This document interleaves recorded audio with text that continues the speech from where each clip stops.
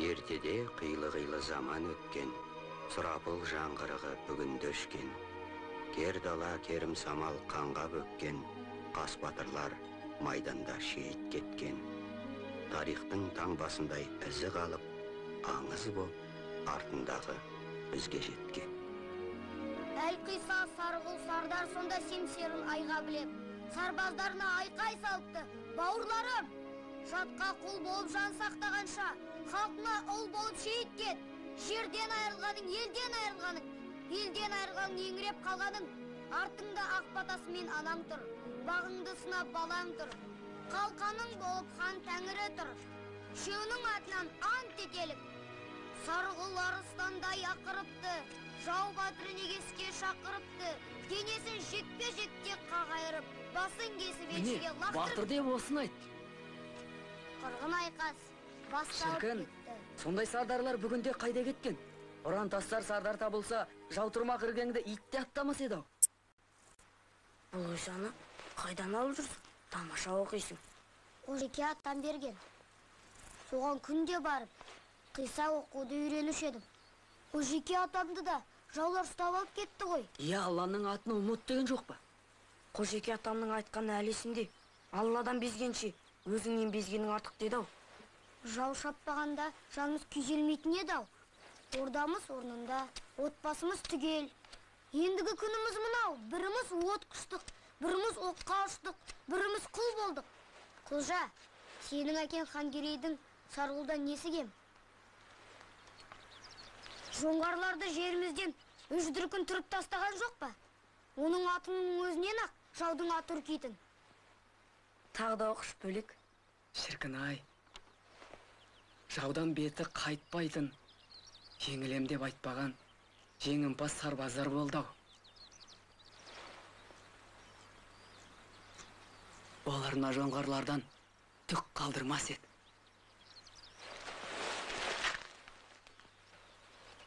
Хан Тәңірі! Естимісің? Біз жеңеміз! Ант етемін! Мен Сарғұлдай сардар болам! Құлжа, өкінбе, сен де сардар боласың.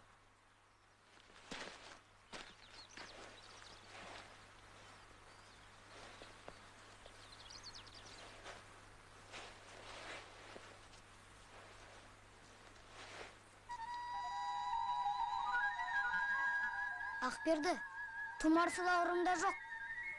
Ақбердіге болады. Мен қашан сардар болар екем?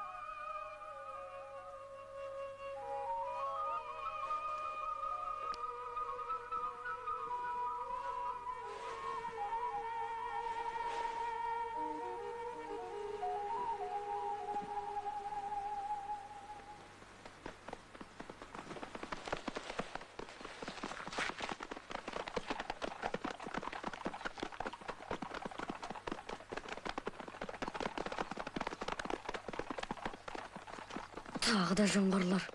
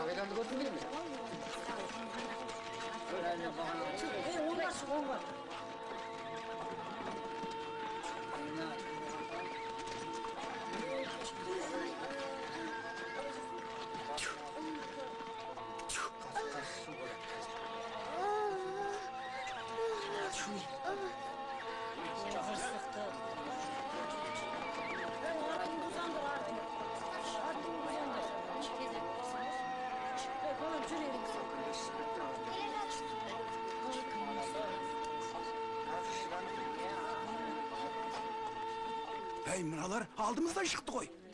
Toktağınlar. Kaçınlar. Kaç.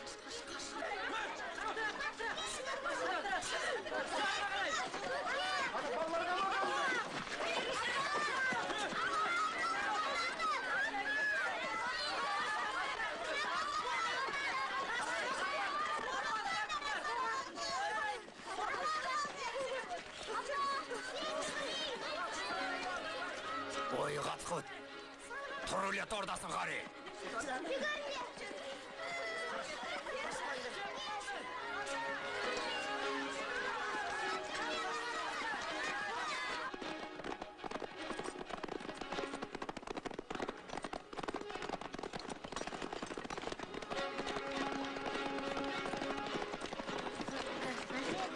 Не ойың бар, құлжа? Көресің, көрерміз. Kaçınlar.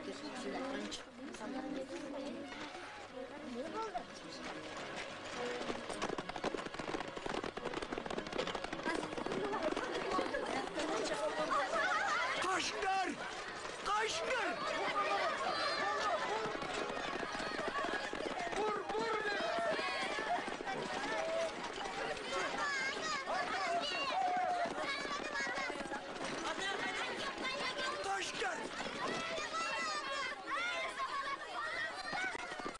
Ey Allah! O Kuday! Tuğan yerden tulak duyurmagan mı? Kaçınlar!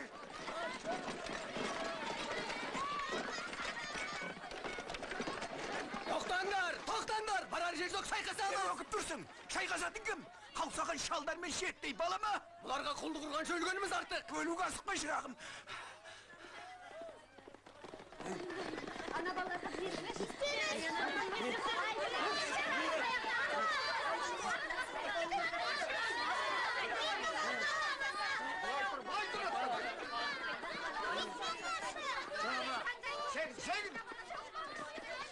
Ау, қаңғыбас қазақтар, қайда босып барасыңдар? Менен әлі ешкім қашып құтылған жоқ. Олжа олқылау болды. Түйелері көтерем.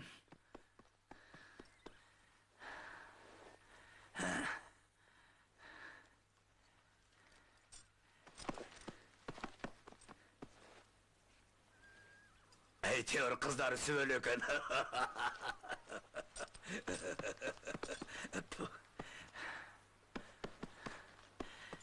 Кәне, алтындарың қайда? Жауда болсаң, жаратқанның қолы шығарсың. Айтып тұрған алтының не? Төбет. Жылама, балам, жылама. Баланы жылатқаның менен даланы алып кетпессің. Түк қалдырмай тінтіңдер.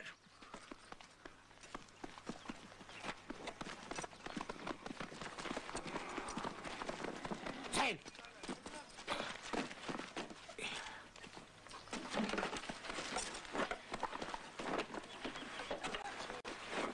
Enekем be! İşine tanınmadı.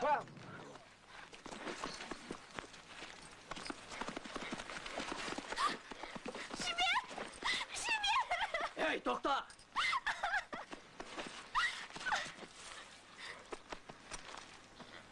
Егер анаң қалса жеген болса жекпе-жекке шық.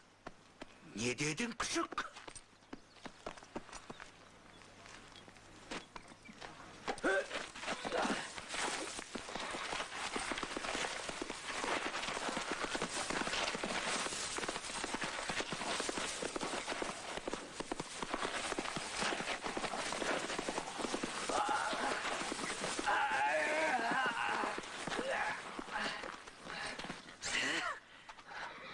Қалай? Шалбарың шылқып кеткен жоқ па, батырым? Тарт қолыңды. Мынасы да шәуілдейді.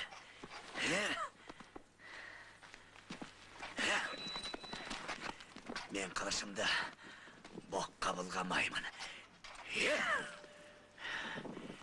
Жон теріңді сыпырсам, өзің ақ тізебі көрсің. Иттің баласы.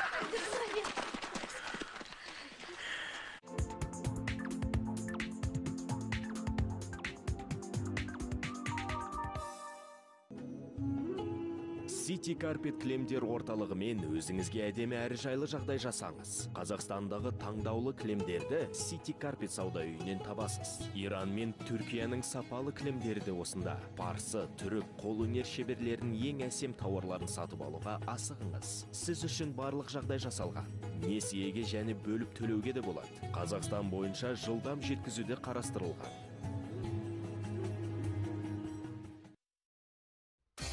3-7 тираждық лотереясына қатыс. Ойнау жеңіл, ұту оңай. Лототронда бар болғаны 10 шар. 3 санды тауып 50 мың теңге. 2 санды тауып 5 мың теңге. Тіпті 1 санды тауып 30-ға ие бол. 3-7 лотереясы. Күнделікті жеңіл олжа. Ұтыстығу 100 теңге. Толық ақпарат sjulduz.kz сайтында.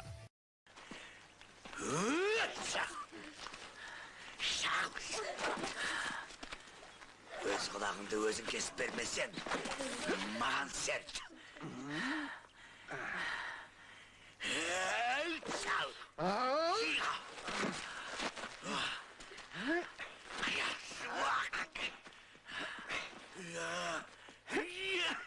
Жаным далам. Асыңды кесем хайуан. Итаршыларыңа жоғалды. Бұл! Yaptığa!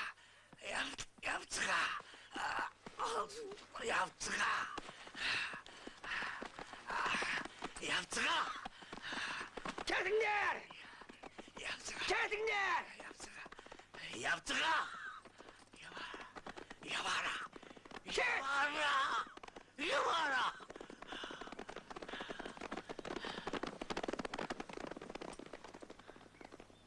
Ал, жиналыңдар.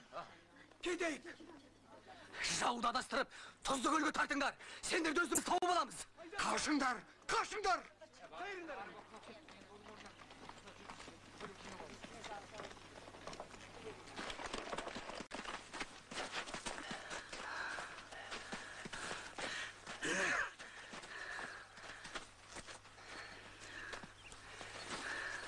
Жан керек болса, жетекке де жүрді екенсің.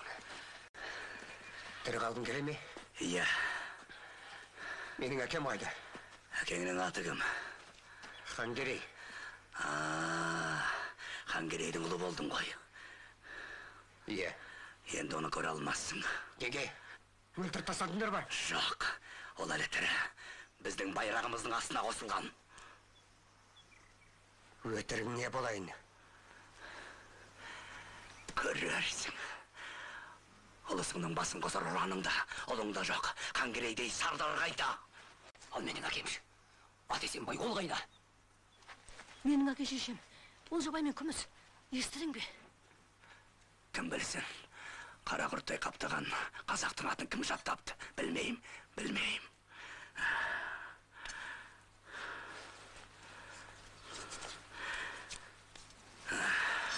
Мұның не? Есің дұрыс па? Тірі жау тіреспекке.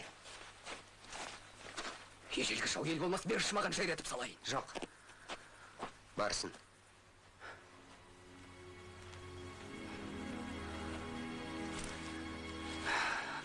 Сорма босаттың күшік.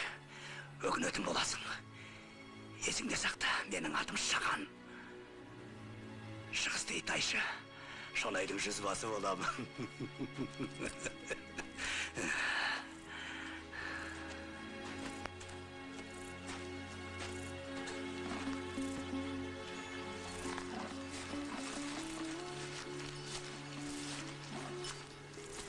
Мінекей, сан соғыстың, сан ғасырдың куәгері.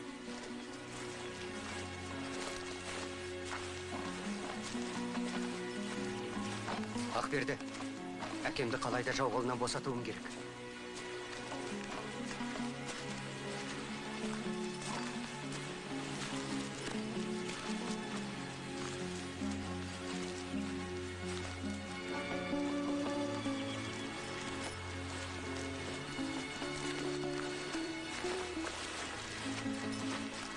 Қожа, олар ауылды таба алмайды деп ойлайсың ба?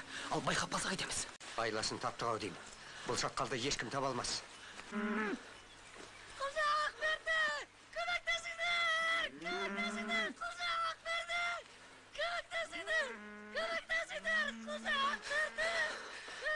Құлжа Ақберді! Ақберді Құлжа бергендер! Көмектесіңдер!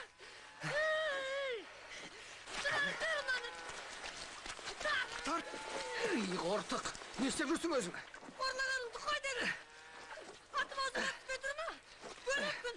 Бөлек деген атың да ауызға толмайды. Мұнда не қып жүрсің? Неме? Сендерге еріп келем! Немене? Сол! Әке шешемді мен де істемеймін! Шірік! Бөлек, мұның не? Ауылда қалған жалғыз еркек сен едің. Ондағы кемпір шал мен балаларға ес болатын ендігім бар. Жалынбаш осыған. Жалал шүрелік. Сен айтқанды тыңда. Ауылға қайт, естідің бе? Сенен не қайыр? Алдымен өз атыңды жаттап ал. Кеттік Құлжа.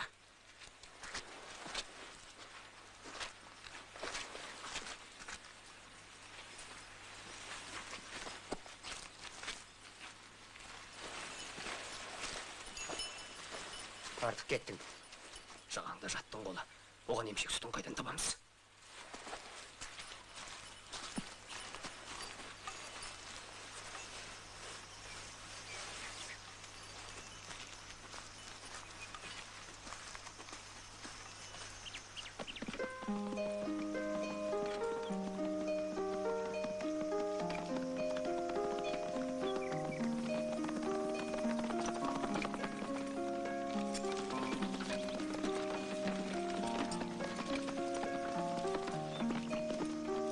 Оян!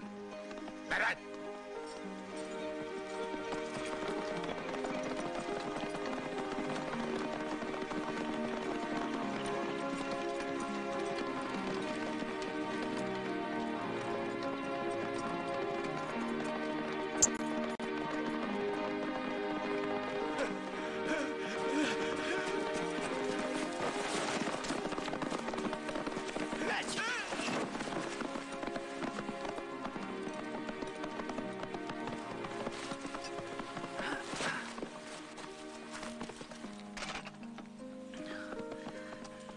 Сарындана. Абыржыма. Сендер кімсіңдер? Жолды неге бөгедіңдер?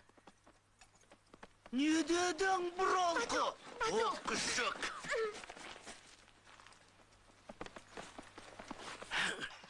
Шаман, қан төкпейміз дегені қайда? Қылышқа қылдырақтай баста жоқ боппа. Бұлар да біздің бауыр ғой. Екі туып бір қалғаның ба? Бату! Отыр, отыр! Ей, тартыңдар. Шонайы күтік қалды бізді. Күймесіне қараған табақ сүйектің тұқымынан болса керек.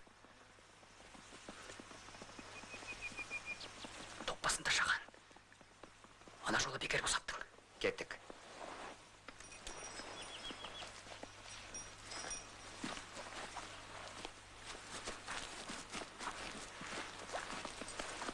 Тартық!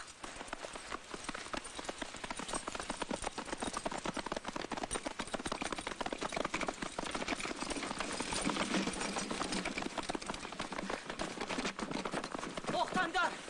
Тоқтаңдар! Сарындана! Сарындана!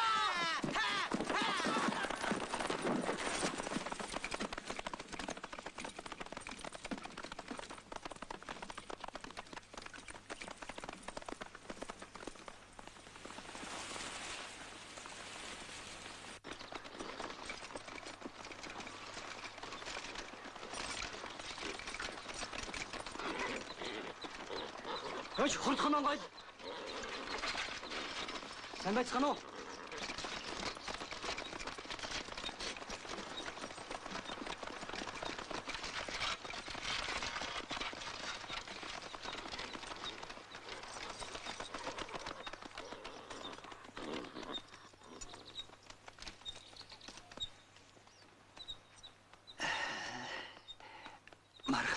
ханым.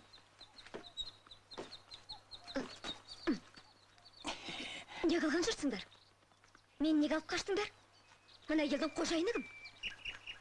Мен тек сонымен ғана сөйлесем. Ашуыңызды басыңыз, қымбатты Сарымтана. Ұлы жоңғар жасағының қолбасшысы мен боламын. Тек сізге қожайын, тектіге қолмын. Атымды біледі екенсіз. Тегімді де білетін шығарсыз. Мұнда не үшін ұрдап әкелді? Сіз Тұрғыт хандығының ханшайымысыз. Шабармандарым сізді қонақ болсын деп әдейі алып келді. Ұрлап та қонақ шақыра ма? Бұл қарақшының әдеті емес пе? Жаушыларым жендеттік көрсетсе, кешірім сұрайын. Сыйыңызға рахмет. Енді босатыңыз. Қапаланбаңыз, қымбатты Сарымтана. Сізге деген сүйіспеншілігімді ауызбен айтып жеткізе алмай тұрмын. Біраз күн қонағым болыңыз. Ағам қайда? Ағасы қайда? Күзетшілер қашып кетті. Өзінің қайда екенін білмейміз. Жол жүрекке қалса керек. Ой, жек сұрыңдар. Дереу ағасын табыңдар. Абыржымаңыз, қымбатты Сарымтана. Ағаңыз табылады. Шатырға кіріңіз. Әзірлігіміз дайын.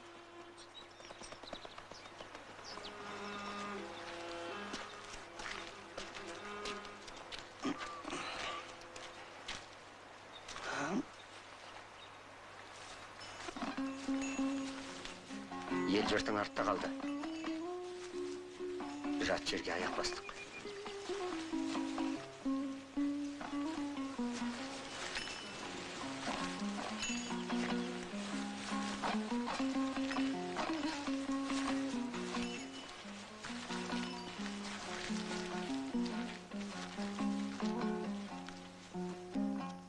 Жалғыз өзі.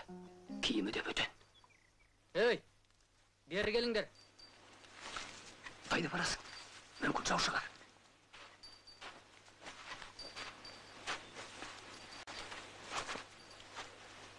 Келіңдер, аяқ суытыңдар. Сен кімсің? Лама. Тибеттік лама. Лама? Иә, Құдайдың құлымын де. иә. Біз де өзіңдей дәруішпіз. Ақберді, бер кел. Лама екен. Көрген біз мұндайларды. Кездескен жоңғарға ұстап береді. Мә, іш.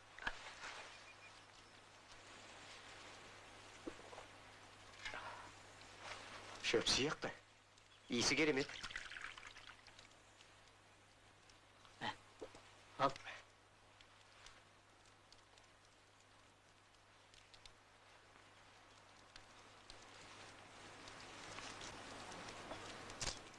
Әй, мынау шай ғой. Жалбызбен біздің даланың гүл қайыры аралас. Мұның рахмет, Ламбай. Осы сендердің діндеріңі түсінбеймін. Будда дейсіңдер. Оның кім? Құдай ма?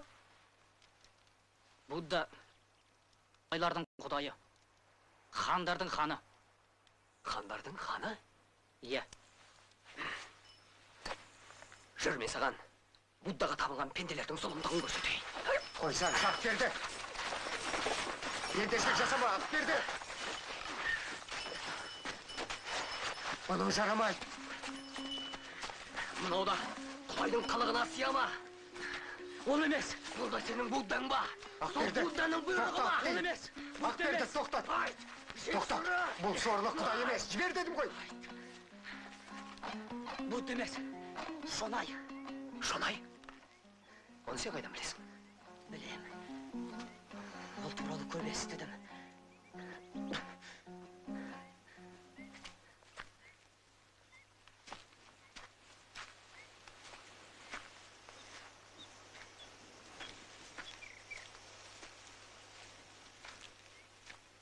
Білейм дейді. Мұнда бір гәп бар сияқты. Ол не гәп? Ламан айтам. Күдік нәрсе. Күдіктенетін несі бар? Бұлардың бәрі бір дұшпан. Жоқ. Бұл Шонайды қайдан біледі? Біле тұра неге жек көреді? Байқайсың ба? Bir дүркінде мінәжат қылған жоқ. Мұнысы қалай? Biz de Allah'a senemiz.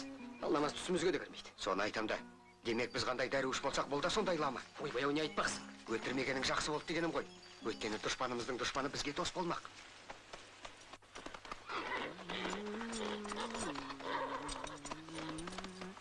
Şimdi kimde şu ne?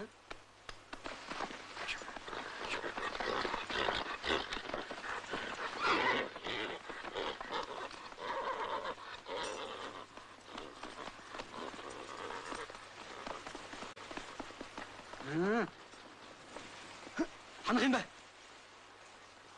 Тоқтаңдар, біз Құдай жолындағы адамдармыз. Бізді ұстап келген лама ма екен? Дәл өзі дұшпанымыздың дұшпаны. Жоқ, мүмкін емес. Бәрі сенің аңқаулығың. Жанын жаһаннамға жіберер ем. Сен болмағанда. Мүмкін емес. Есіңізге салайын, жеңімпаз тайшым. Олар қойдан қоңыр момын қалап, жатқада жаулығы жоқ. Ең далада еркін өмір кешеді. Бірақ 7 жасынан жер үшін өлуге бар. Міне сондықтан да бұларды үнемі үреймен ұстау керек. Қалайша? Жазалына көптің көзінше дарғас. Сонда ләммин дейтін біреуі болмайды. Ал әр жерде бұрқ еткен бүлікшілерден қауіп жоқ. Бұларға ұран тастайтын адам да қалмады. Ұлысты көтеріп, ұлы жорық бастайтын жалғыз ғана хан керек. Ал біз оның сағын сындырып, мысын басып, өз қазағына өзін айдап саламыз. Ол болашақтың ісі ғой. Ал қазір Буддахананы кім тұрғызар? Жаңадан біраз тұтқын алып келді. Қазақтың ақырғысы да бұл емес шығар. Олардың берекесін ең алдымен дінмен бұзу керек. Сөзіңіз Тәңірдің құлағына шалсын. Келдір.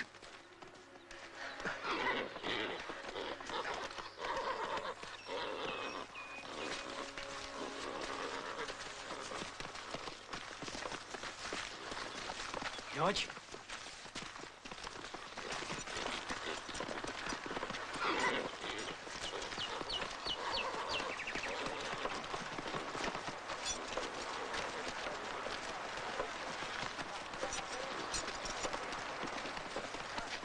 Yatsa.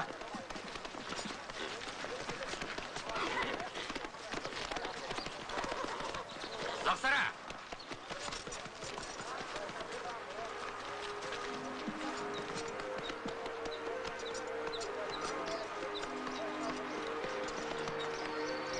Ханшайым.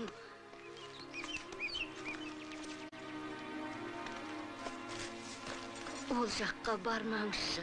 Өтінем сізден. Бармаңызшы. Кім деп ойлайсың? Ханшайым. Қайдан білейін? Құдай үшін. Сол емес пе? Кім? Ханшайым. Ханшайымның жүретін жерін тапқан екенсің. Сол сияқты. Тыңдасаңызшы.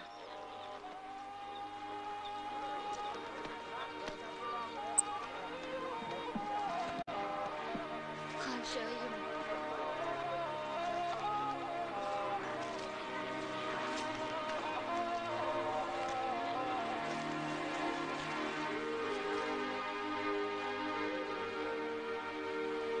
Ben ayттым ғой соның өзі.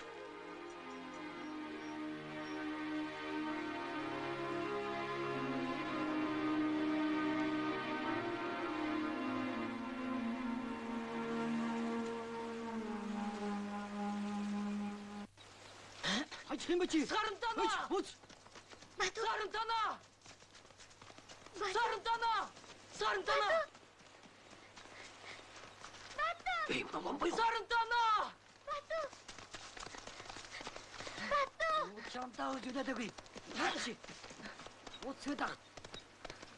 Жіберіңдер! Onu Жіберіңдер!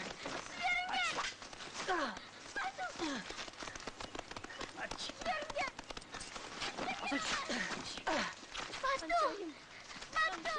Тоқтатыңдар! Айырма енді Ей, тимеңдер! Бұларың қалай? Орындарыңа барыңдар қане! Бату! Жіберіңізші! Бату! Атайыма! екенсің ғой. Құдайға шүкір. Өлтағанда өзіңді таптым ау.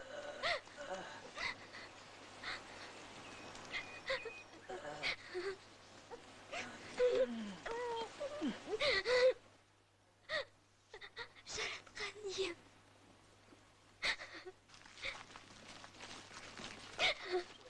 Кімі болды екен? Күйеуі ме әлде ағасы ма? Әйтеуір бөтен емес. Жан ұшыра жүгіргеніне қарағанда бір жақындығы бар.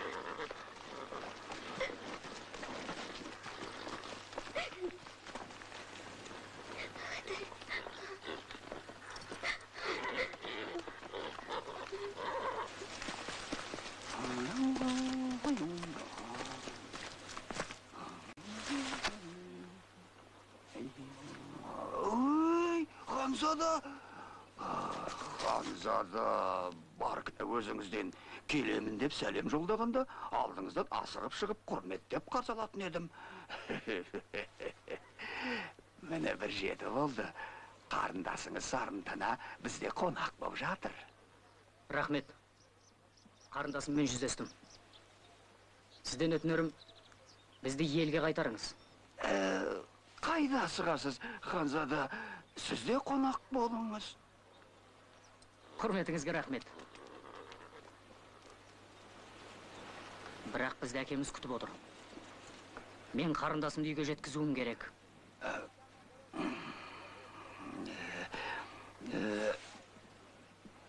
Жасырмай шынымды айтайын. Сарынтанаға ғашықпын. Соған үйленсем деймін. Ол үшін әкеміздің рұқсаты керек. Сіз де Сарынтананың ағасы емессіз бе? Бұны сіз де шеше аласыз. Той жасалық. Сонан соң жолыңызды бөгемеймін. Қайта беріңіз. Мен әкемсіз ештеңе шеше алмаймын.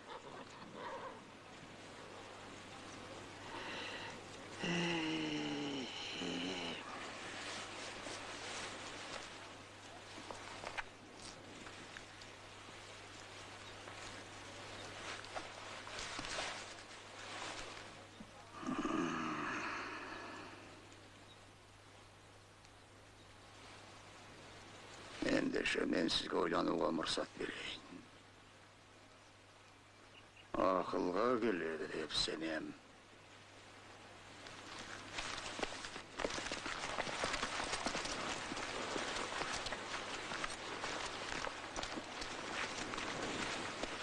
Бар бол шырағым. Кімнің баласысың?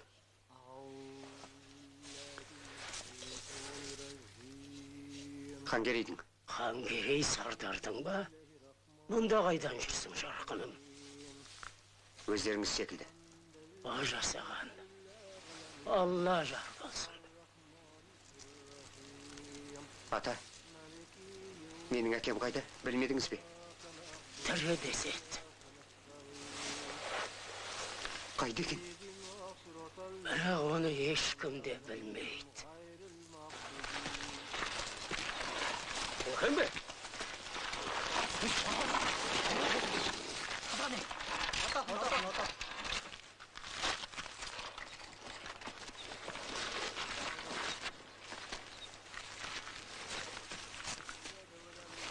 Мына біздің Ламбай ғой.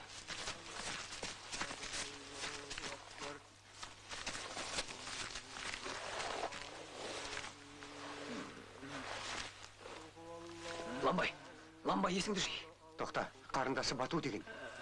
Бату. Есіңді жи, Бату.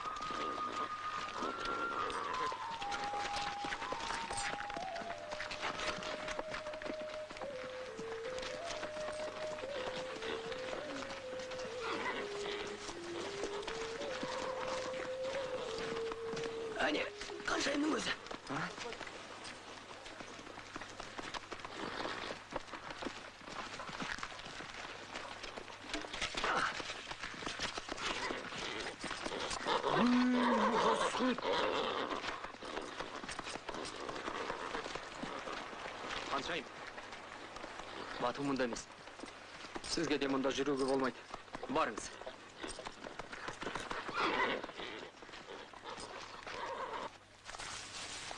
Соңғы жылдары үйіміз бақ дәулетінен айырылып қалған еді.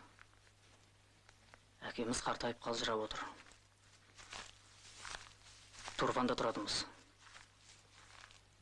Шыңғыстың өлетінен екенімізді естіп, Шонай құда түсті. Әкеміз қарсылық білдірді. Сонан соң Шонайдың бас бұзарлары Сарынтанан ұрлап әкетті. Ізіне түсіп тауып қалып едім. Ұстап алды. Сонда ламба емессің бе? Жоқ. Қулығым еді. Қаңғып жүрген ламаға ешкім тиісе қоймас деп ойлап едім. Қапа болма. Бір амалын табармыз.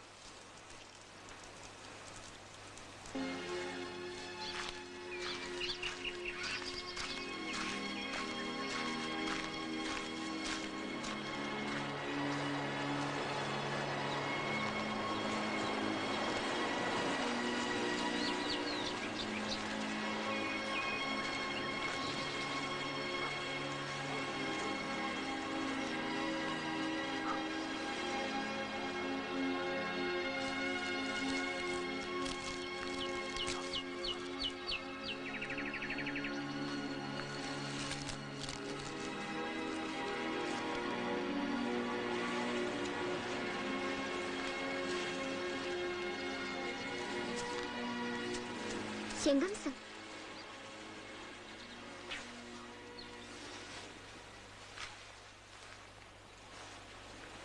Кімсің дейм? Су беріңізші. Сұлу қыз су берсе мейіріммен де ішеді.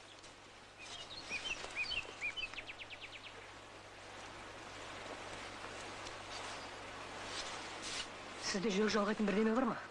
Қайдан келдің? Не қып жүрсің? Көріп қойса қамшасын алады ғой. Ақылың қайратыңа сай болса, онда сен ешкім ұстай алмас. Сізде жүрек жалғайтын бірдеме бар ма? Мүмкін маған ерерсің. Мүмкін апайда тамақ аста төк. Бұл жерде абай болмасаң, арам қатасың. Жүр.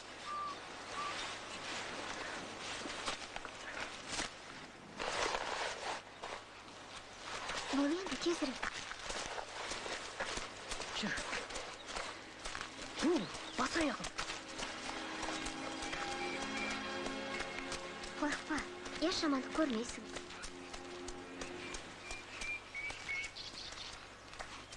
Яна, Дамян!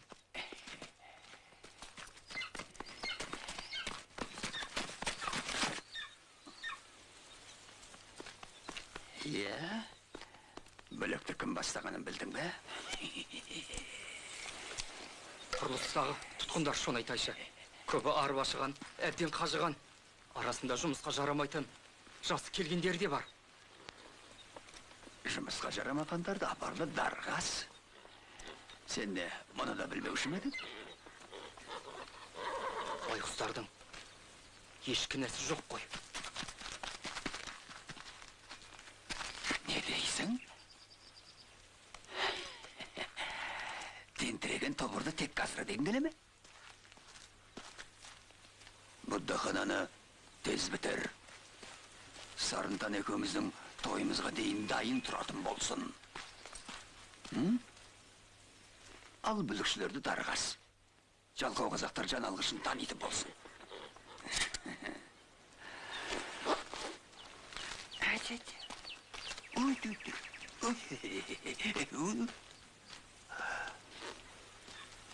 Сен әлі тұрсың ба?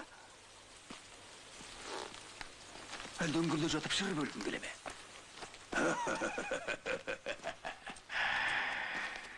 Бар, бұйрықтарында.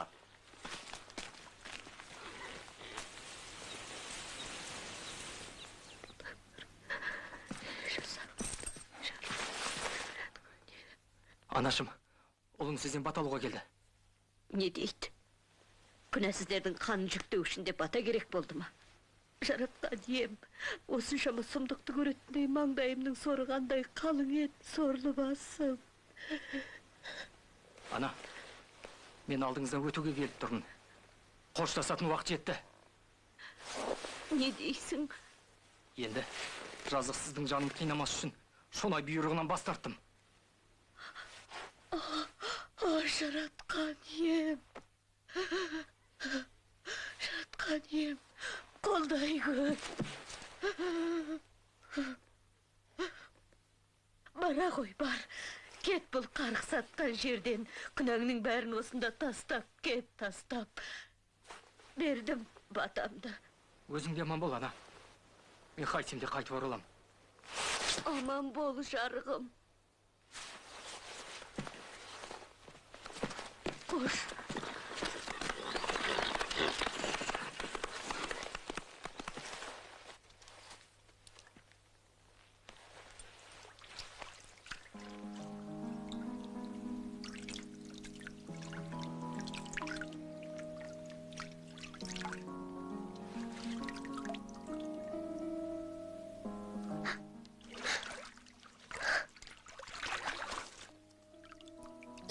Есігімді неге аштың? Бүгінгі сіздің көргеніңіз бісмілләнің тек басы ғана. Ертең сіздің сүйікті ағаңызға бір түйір нан да бұйырмауы мүмкін.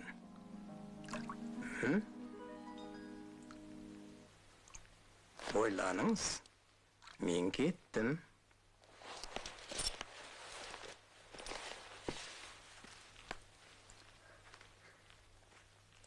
Тоқта. Шонай қайт. Мен көндім. Бату.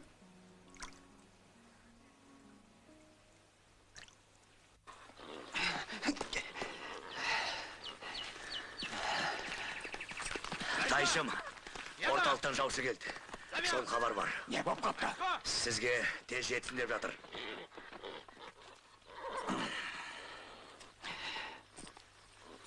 Басыңмен жауап бересің. Қоп.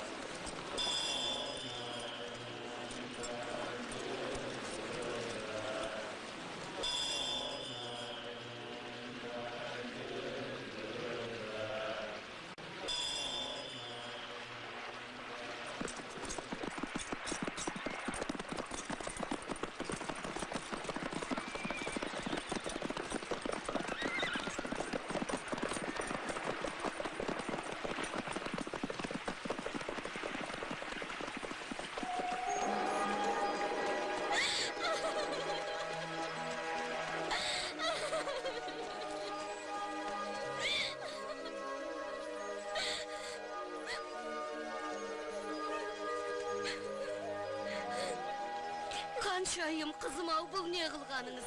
Егер сіз қашып кетсеңіз, ағаңыздың күні не болмақ? Сіз соны ойладыңыз ба? Куәға мүмкін.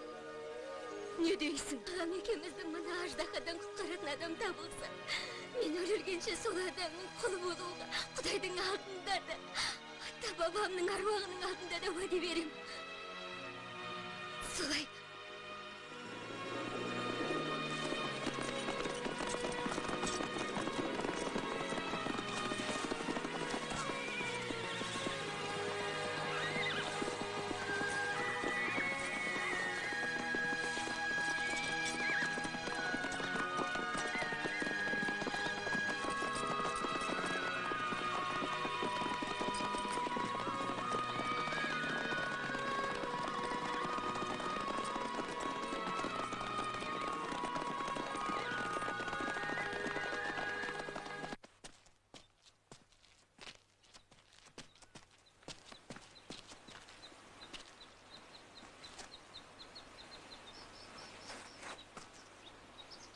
берді.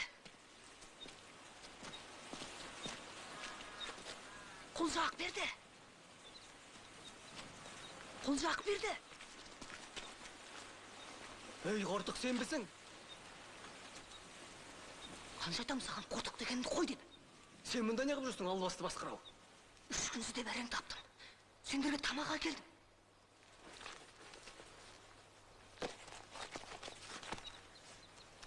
Қараңғыға бастап отырып, бейхабар қалыпсыңдар. Бүкіл жасақ жолға шығып, бекініс босап қалды. Тайшы Шонай өз бастап әкетті. Қайда? Хандары шақырыпты.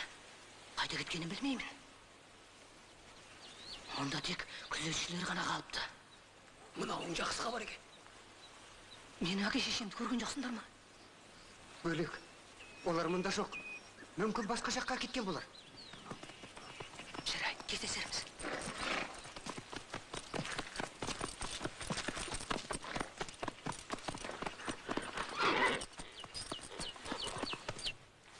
Бәріміз бірден көтерілуіміз керек.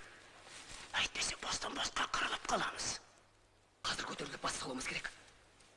Асықпа, ойланайық. Сен не деп тұрсың өзі? Алжасқаннан саумысың? Ал, мені тыңдаңдар. Алдымен мылтықтарды қолға түсіру керек. Ол үшін. Тоқта. Күзетшілерден 4 есе көппіз. Сондықтан 4-4-тен топтасып, бірақ жабылайық. Табылған ақыл осы. Саған сенуге болады екен. Құлжа, сардар болсын. Құлжа, бас болсын. Басына Құлжа. Шонай жоқта. Тез қимылдауымыз керек. Жөн айтасың. Қане, Көтерілуім керек. көтерілейік.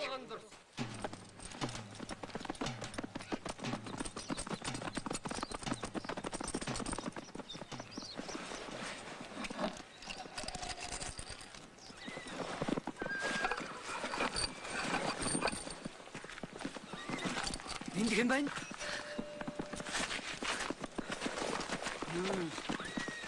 Тоқшы! Ой, әже! Ой, сама говоря дава! Өзуде де ғейчі! Тоқта! Тоқта дейім!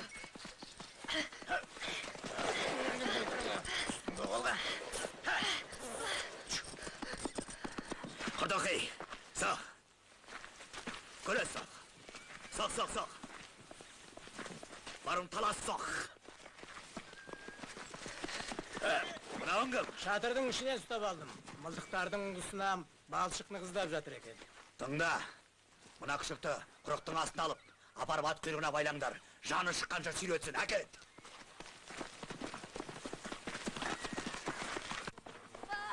Құлжақ берді! Құлжақ берді! Құлжақ берді! Құлжақ берді! Құлжақ берді!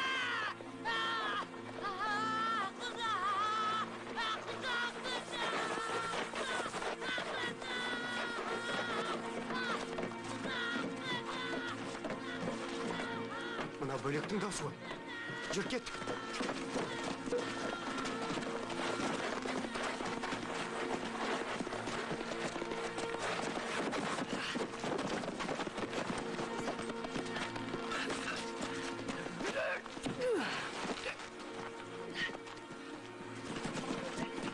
Қожеке, бөлекке қараңыз.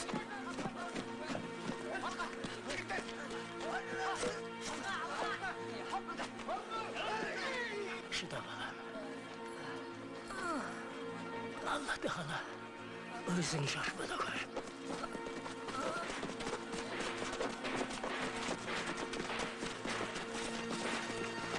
Бұқсын, бұқсын!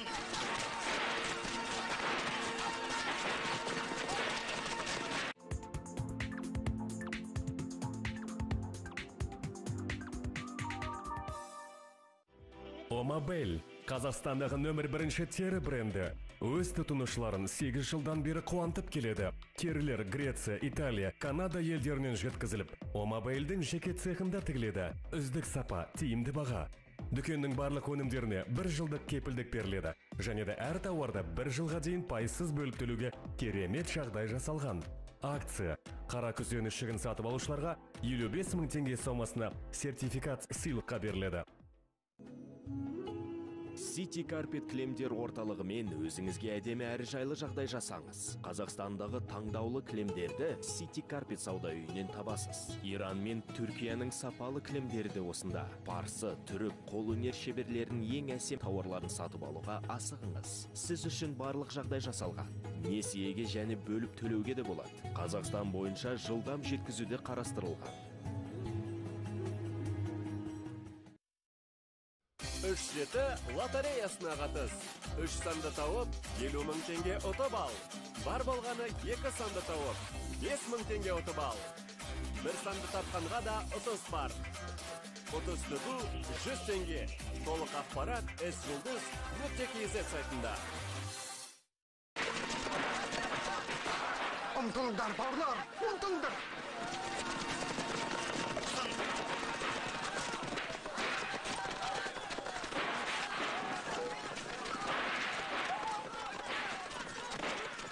Саспаңдар, бізге көмекке басым келді. Енді көрсетерміз.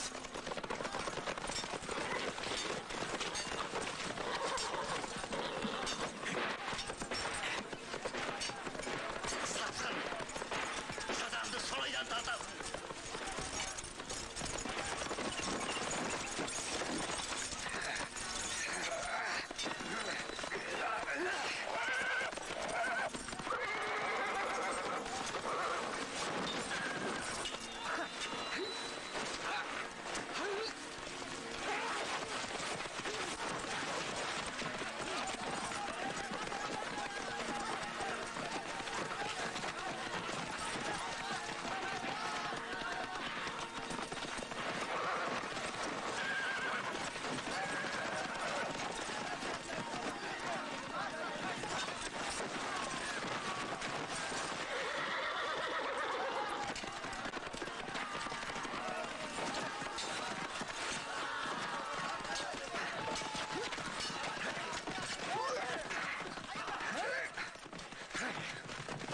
Герей деген қазақты қайта жастырдыңдар? Білмейм.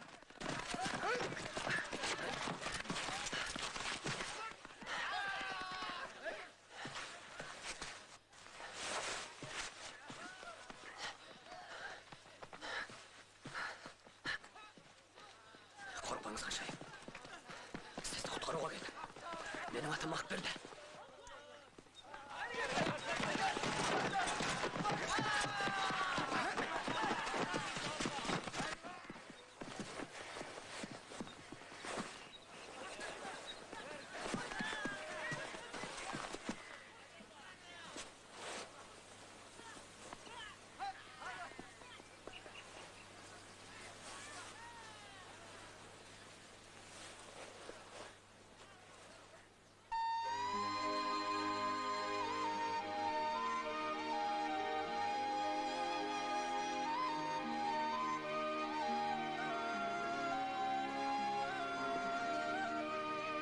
Сіздерге мыңда бір алғыс.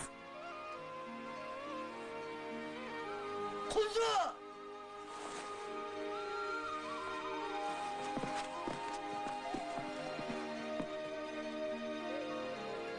Қаншайым, егер мені біреу құтқарса, сол адамға өмір бақи құл болам деген уәдеңіз бар еді ғой. Ұмытқан жоқсыз ба? Иә, бірақ олар екеу ғой. Енді қайттым. Айналып кетейін. Жүрегіңізді тыңдаңыз. Жүрегіңізді. Ол еш уақытта алдамайды, қызым.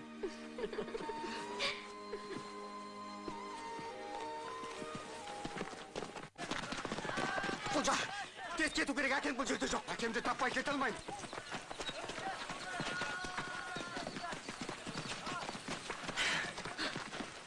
Мүмкін. Сатқыннан шық, өлі.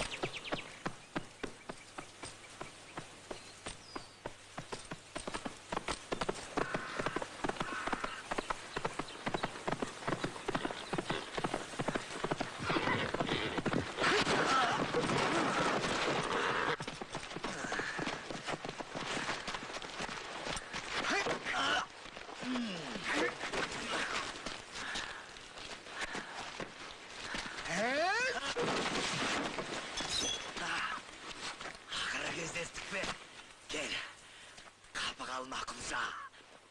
Кел. Өткен жолы бекер босатыппын. Қаншама адамды қырдың қаншер. Менің әкем қайда? Әкеңді өлтірген мен! Мен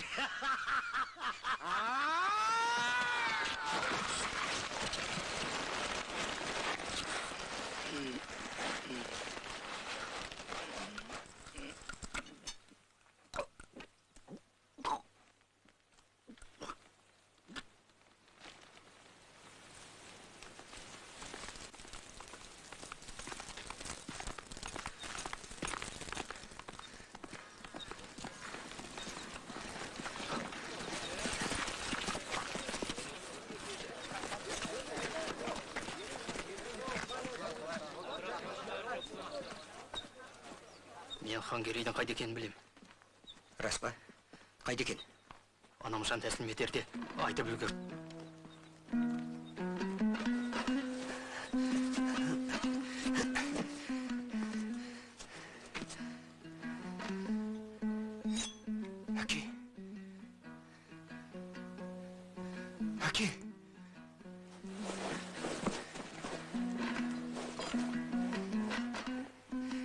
Әке!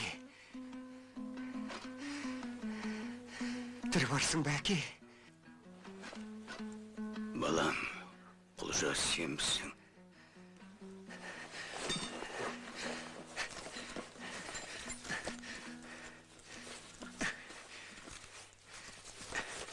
Сардар, хан керек! Сардар, хан керек! Сардар, хан керек!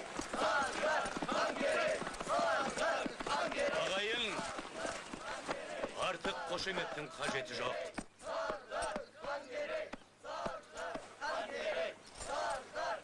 Ауыл-ауылға барып, жігіттерді жинаңдар.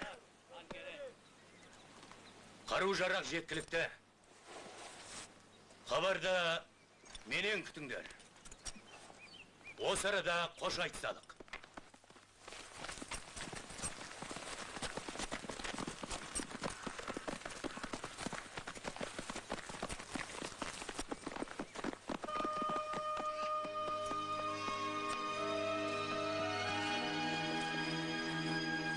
Бөлек.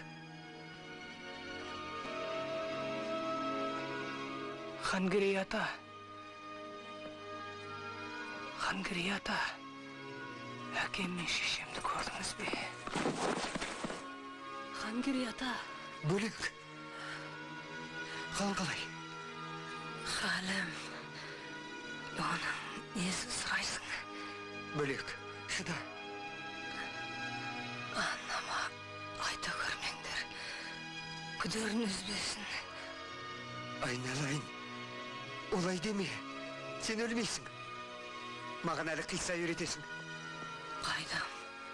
Тіршіліктің сұлбасы таусылып, уақыт жүрген мәңгіліктің ауылына қарай бақиға таяп қалғандай.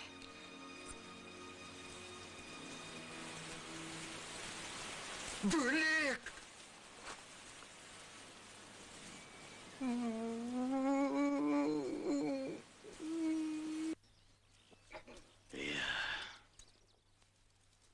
Жазмыш осылай. Марқұмның мойында кеткен қарызы болса кешерсіңдер. Өйткені бұл шейіт. Аумин.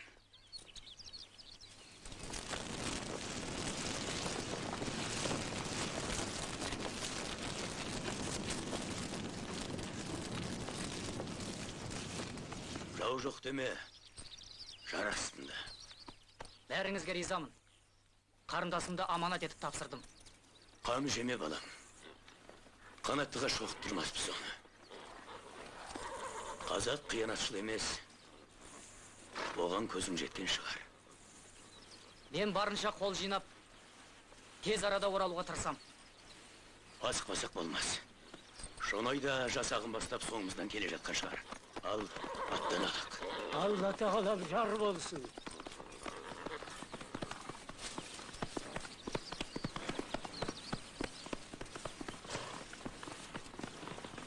Аға!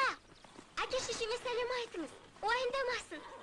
Амандықпен жүздесуге жазсын. Жеткізем сәлеміңді. Қош бол қарындасым. Кездесуге жаз.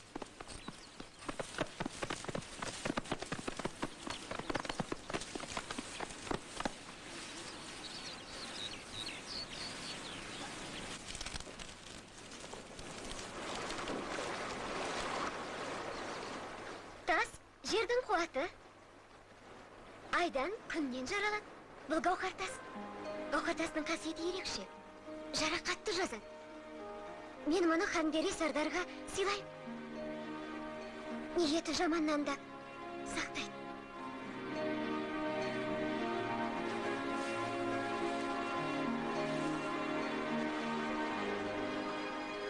Сарынтана, мен саған кездесетінімді білгем.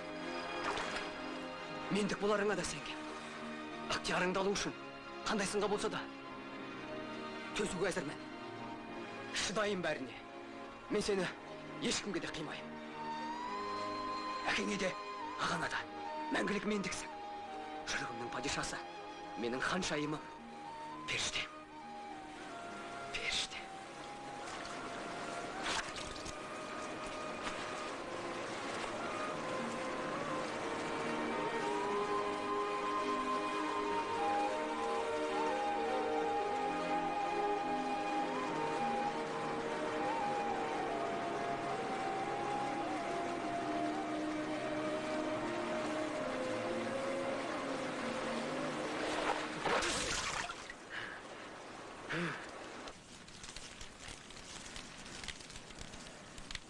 Әке.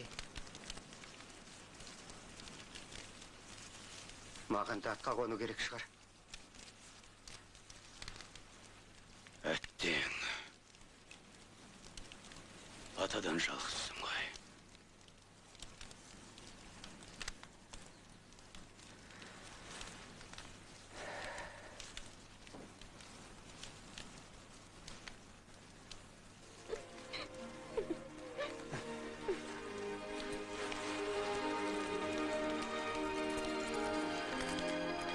Сен ұйықтамағансың ба? Көз ілмеген сияқтысың. Неге? Мынау не? Бұл гауһар тас. Дертке шипа дейсің ғой. Иә, қателескен жоқсың. Дертке шипа екені рас. Мен мұны хангери атаға алып келдім.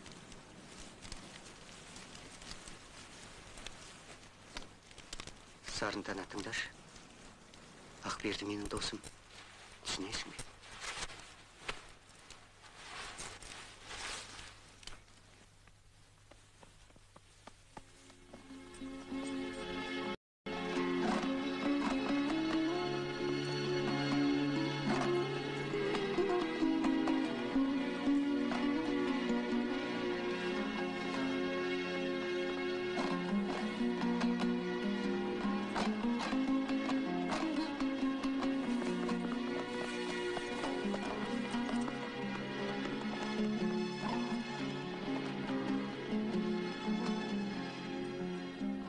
Қайран туған жер. Қасиетіңнен қасіретің қаспайтын болды, қайтейін.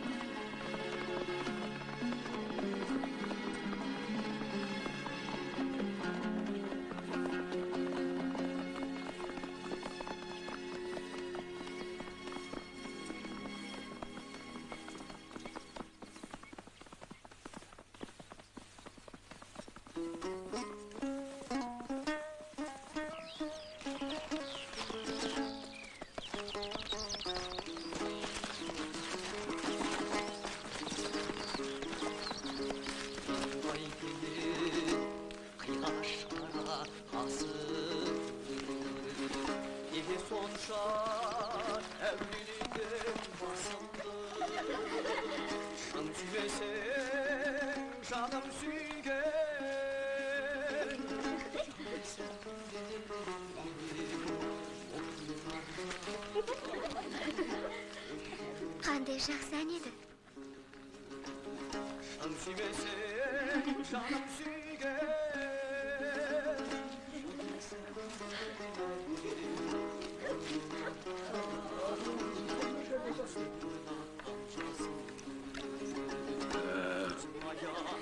Балағының биті бардың бәрі де атқа қонды. Енді оларға бас болатын адам керек. Я, иншаллах, оған да шүкір.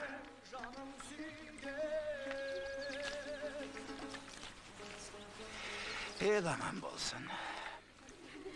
Алла жар болсын.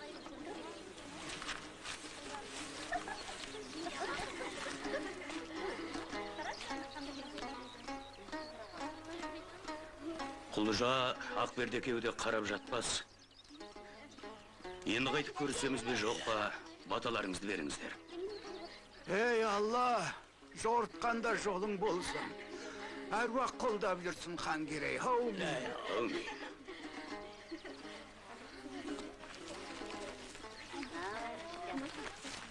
Күніш, керемет билейсің. Рахмет.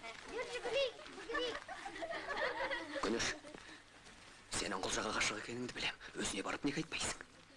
Не айтып тұрсыз Ақбердіға? Ұят емес пе?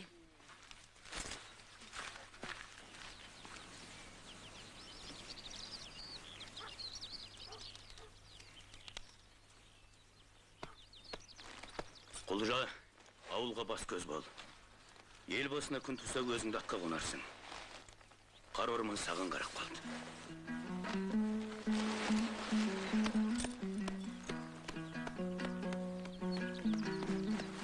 Енді қайтып көрсеміз бе жоқ па, оны бір құдайдың өзі біледі. Дәмеш қош. Құлжа, анаңа көз бол.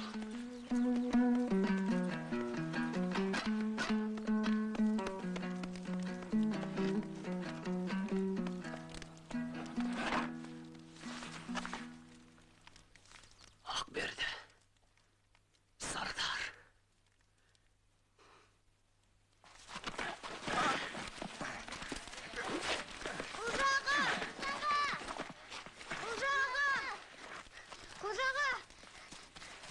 Құлжаға!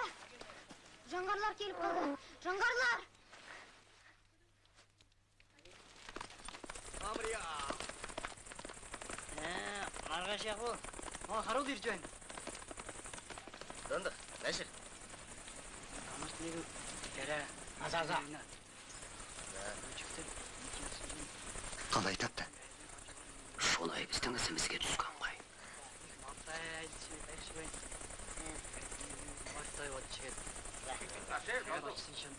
Ендеше, бірақ амал қалды. Қандай амал? Аза.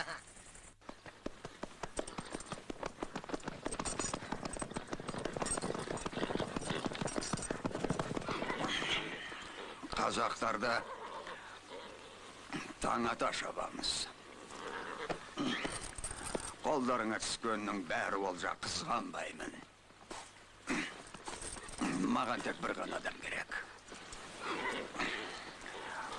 Ордамды өртке шалып, қалыңдығымның абыройын төккен, жүрек жұтқан бір қайсақ. Ал басқаның маған қажеті жоқ. Айтпақшы ол уақыт бұрында ұстап алғандарың болса, менің алдыма тіріде алып келіңдер. Өз қолымен бауыздап қанын өзің ішеп.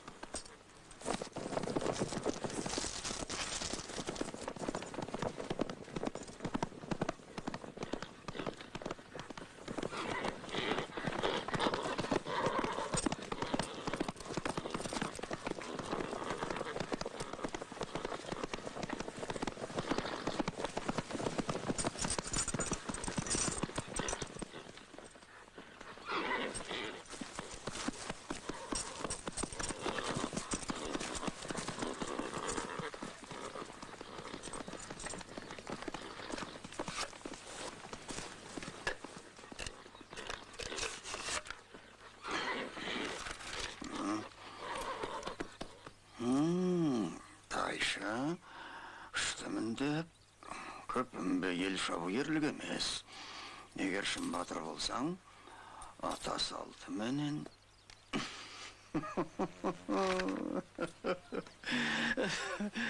Ай, өлетін балам олаға қарай қашат деген.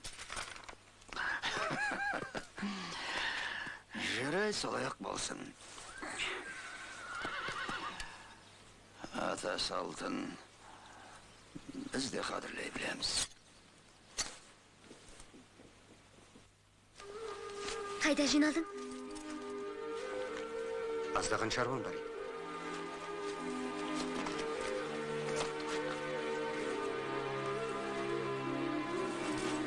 Білем, сен маған бәрібір айтпайсың. Бірақ сенің қайтып келмеуің де мүмкін. Осыған себепкер мен емеспін бе? Жұмалық. О не деген? Құлжа, алдамаш мені. Сенің әрбір сөзіңе, сенің әрбір ісіңе шәк келтірмей. Жарайды, мен аттанайын.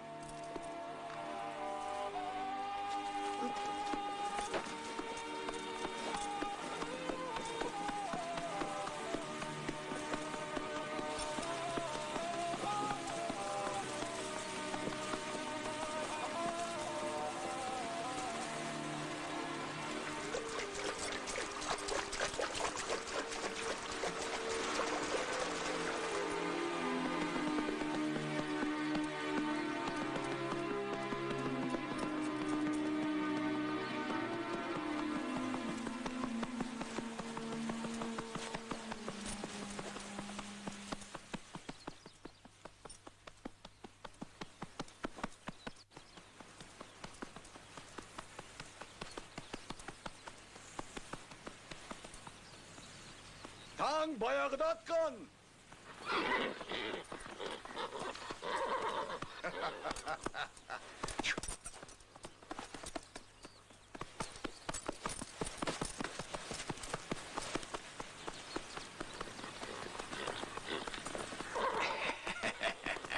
Кешігіп қалдым. Айыпқа бұйырмассыз. Мұның дет кешірерміз. Разымын, Тайша. Жалғыз өзің келіпсің. Тосқауыл құрмағаныңа да шүкір. Тосқауыл? Не маған көмекші керек деп педің? Сонан соң сенің басыңды бастыға қалай қимақпын? Қорғанып бақ.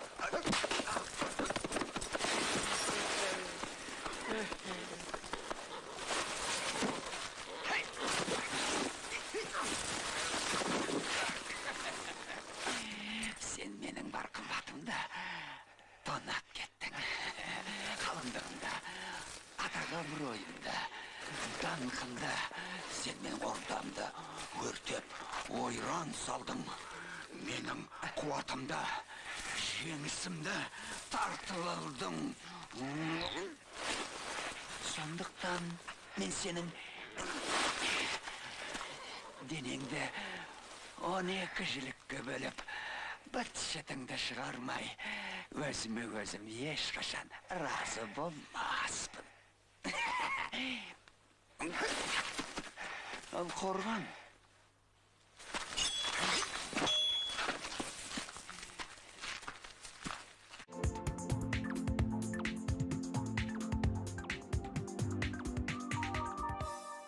Омобель – меховой бренд №1 в Казахстане. Более 8 лет радует своих покупателей роскошными шубками.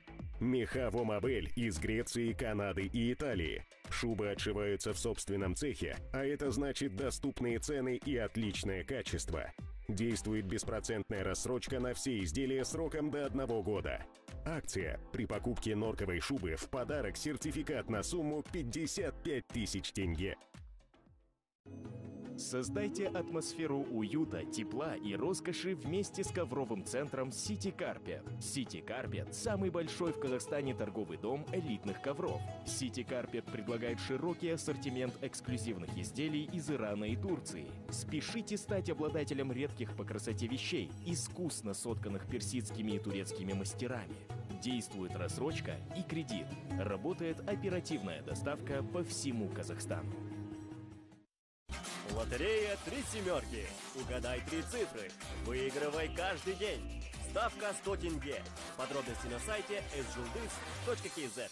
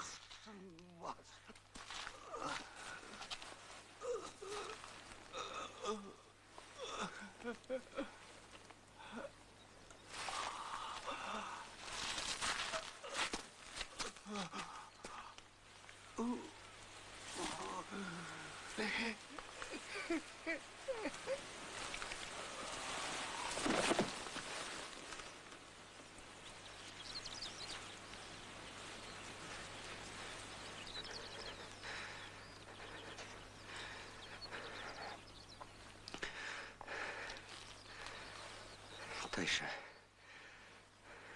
сен ер жүрексің. Ал маған Алла көмектесті.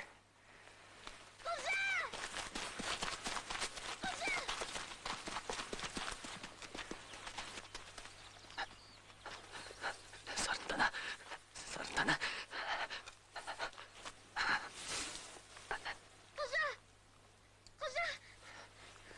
Сардар, мен балам.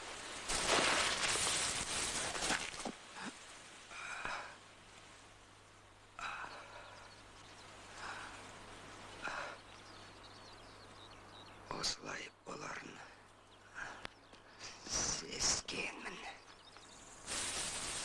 Кожа! Кожа! Жаным, саған не болды? Тірімісің? Кожа! Кожа!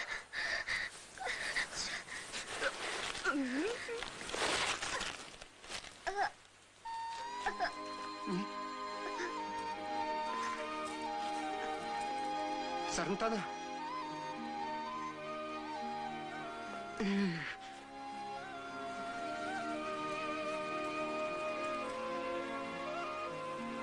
Сарынтаны.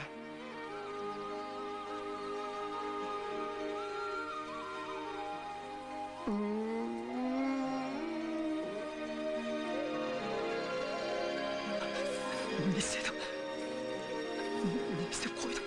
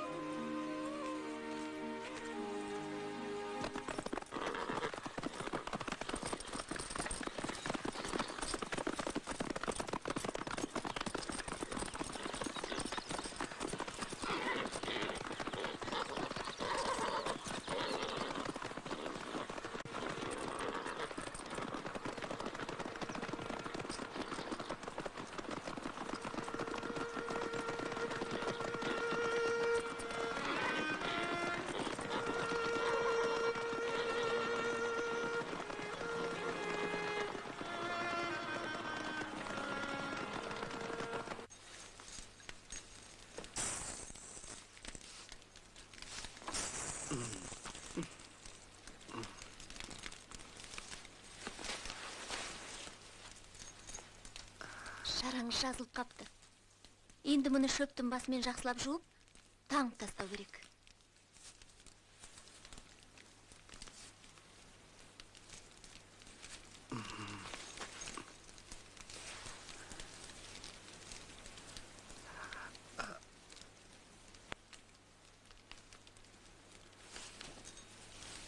Ағатай, сізді мына мойныңыздағы темір тұмар сақтады-ау деймін.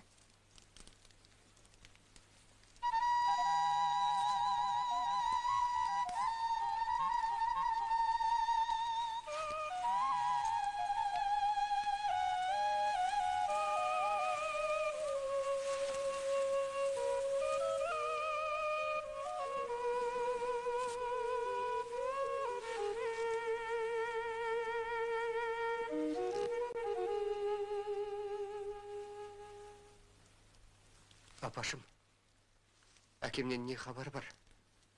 Бекім балам, әкең елде балаш деп арпалысқан ерет, ақыры майданда шейіт боп тұранынан топырақ бұйырыпты.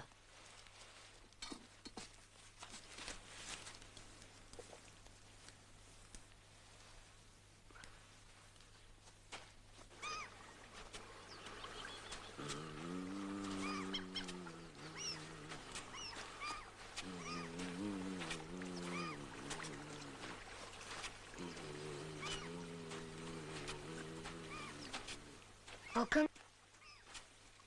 Улақ берді аға. Ол ма? Өз досына улақ атып шынданып кеткен. Қойш, қайдағын айтпай.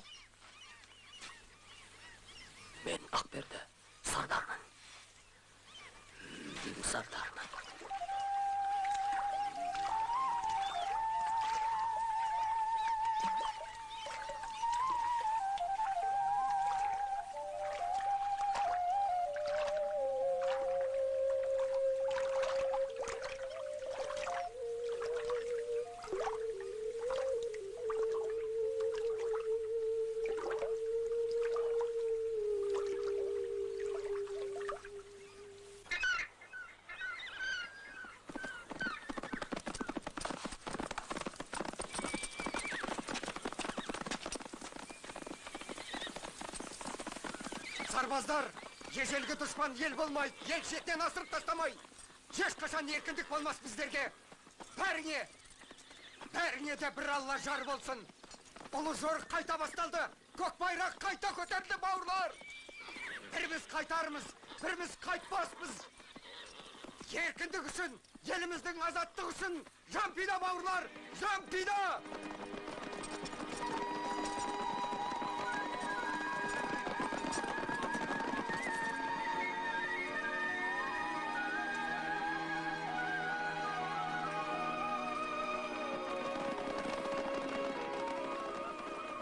Тарихта Ақтабан шұбырынды аталған 100 жылдық соғыста Алаштың ардагер азаматтары елі мен жері үшін шейіт боп, артына өшпейтін атым мәңгілік аңыз қалдырған.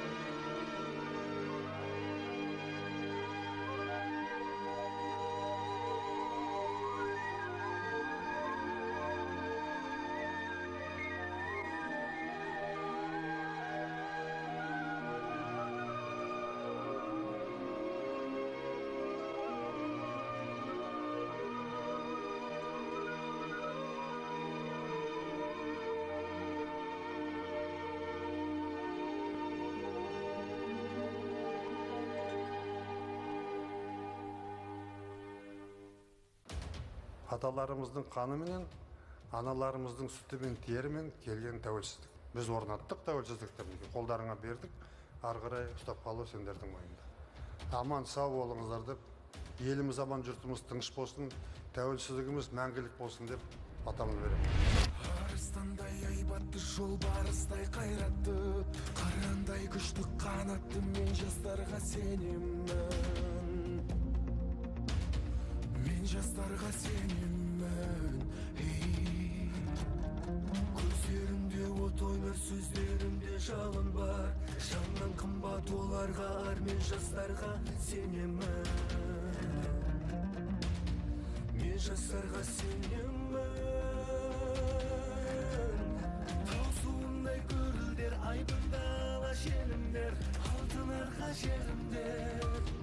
Мен жастарға сенемін. Мен жастарға сенемін.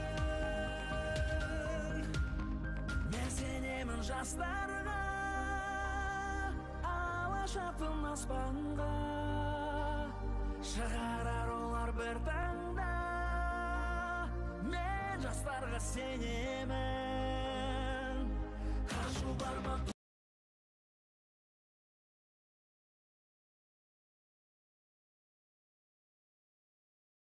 Иман күшті оларда.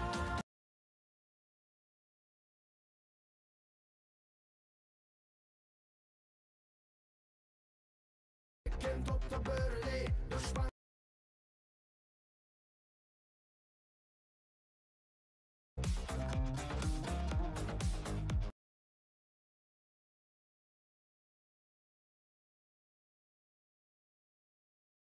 Редакциясының бас редакторы Танышбай Рахимов. Өзі журналист емес,